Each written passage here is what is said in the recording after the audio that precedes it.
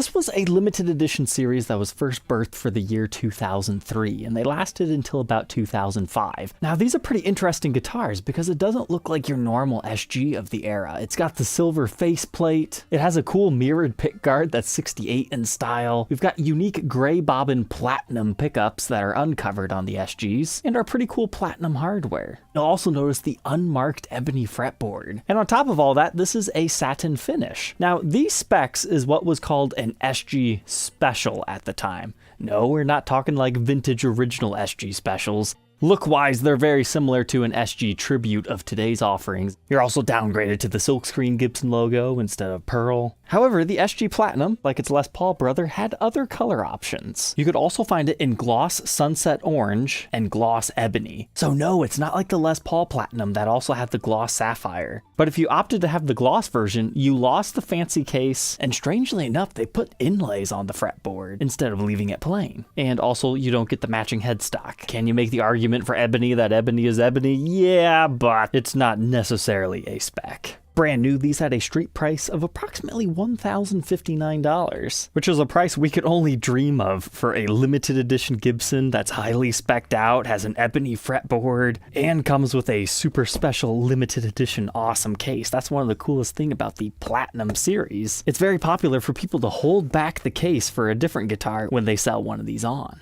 So due to all the unique features, typically collectors prefer the actual Platinum ones despite being satin finishes, because they have the more unique specs out of the offerings. But hey, you can also have a complete set if that's what you're really going for. But these are fantastic guitars. I really love this Studio. It rocks hard, and most of these show up in pretty poor condition because they're just so playable. The SG Platinum actually has different pickups. Not only are they colored differently, this is the 490R 490T set, whereas the Les Paul is the 490R neck 498T, and they're covered, so they would have a different tone anyway. Now, as far as case candy, it doesn't look like these things came with anything too special. Just your truss rod tool and a pre-packed checklist, as well as information about your combo lock on the case. It took me a while to find a nice set to document. So this one still has the plastic over the pick guard. That's cool if you're a collector, but I'm not gonna lie to you and say it's perfect. But let's go ahead and throw it on the workbench to take a look at its parts and specs before we get to a playing sample of this one.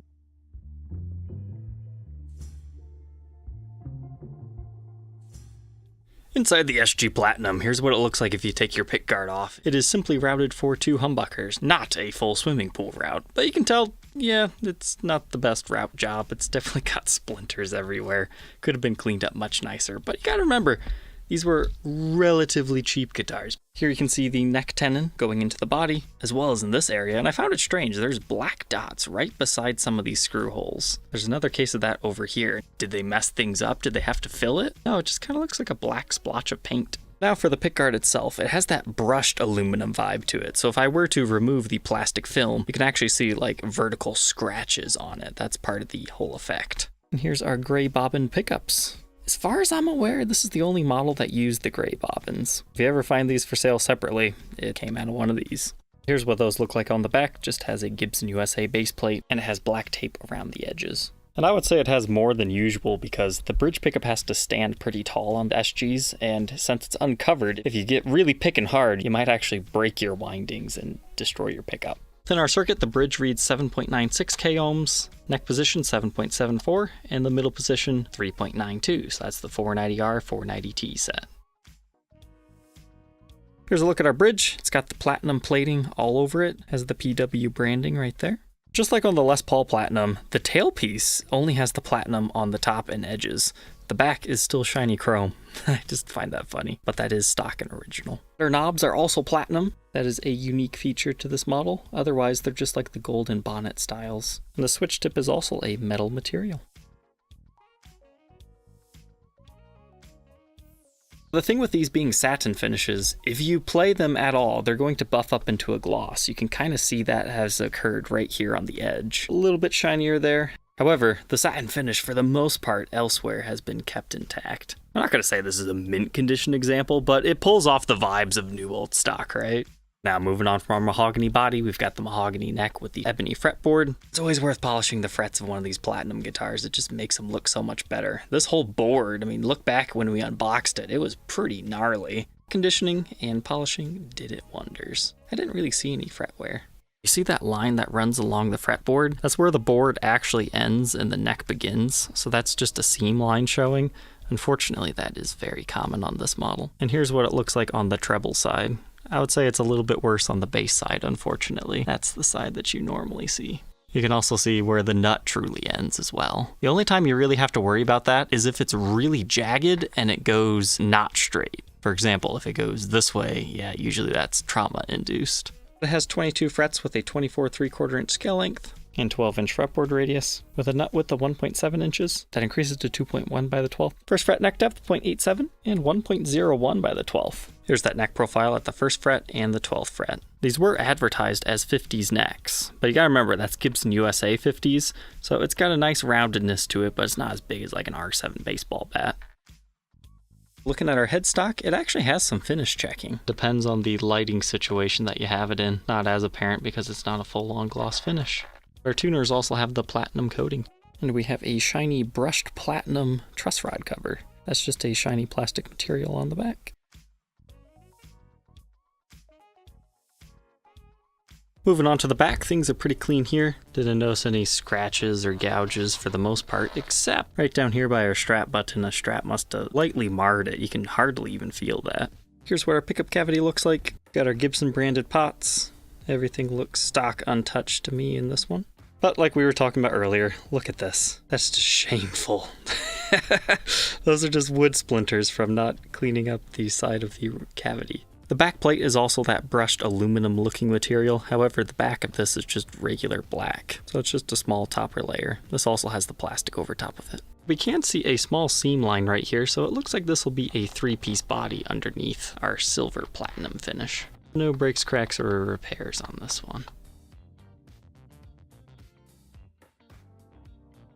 Moving on to the neck, somebody definitely played this thing. The whole neck has been glossed over. Compare it to here, to the flat back of the headstock. It only takes a little bit of playing to convert it to gloss. Here's the backside of our Platinum Grover tuners and our serial number, making this a last year production model of 2005, 101st day of the year, 471st in production, Nashville made. And yep, we've got a small finish breaking ding up here at the top of the headstock too.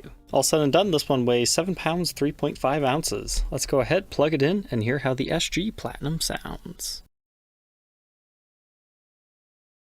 First question, is it neck heavy? A little bit. This particular one with this strap stays for the most part, but if you nudge it, it will fall a tad. But what I'm noticing is this is a really nice, big, chunky, rounded neck. I like that. And the whole thing vibrates with a chord. Like you feel it against your body, so this is looking pretty promising so far.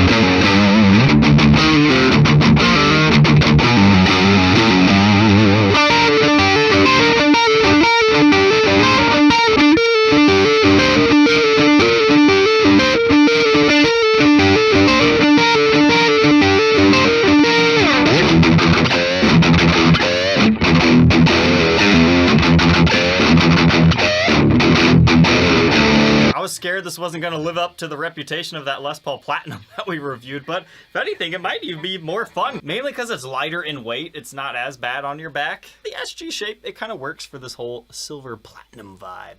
Let's clean things up a little bit though.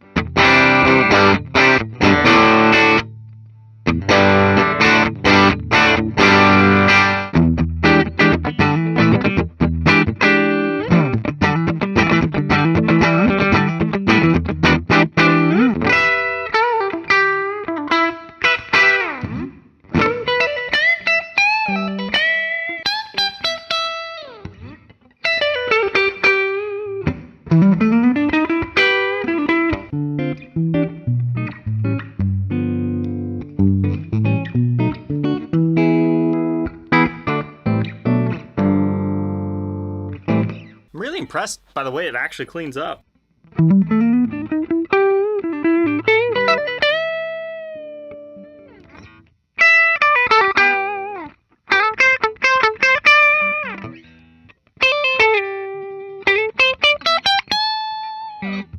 But you gotta watch how heavy you pick, because it will get dirty on you.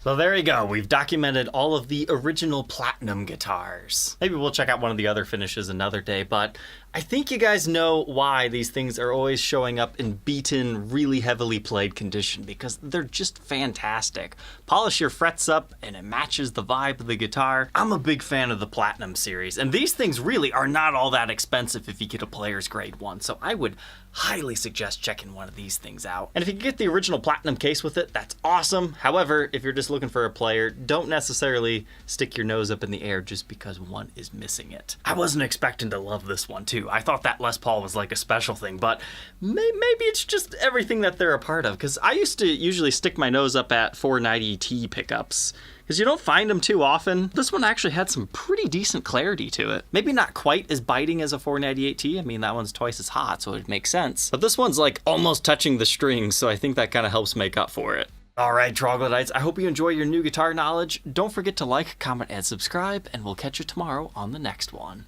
Take care.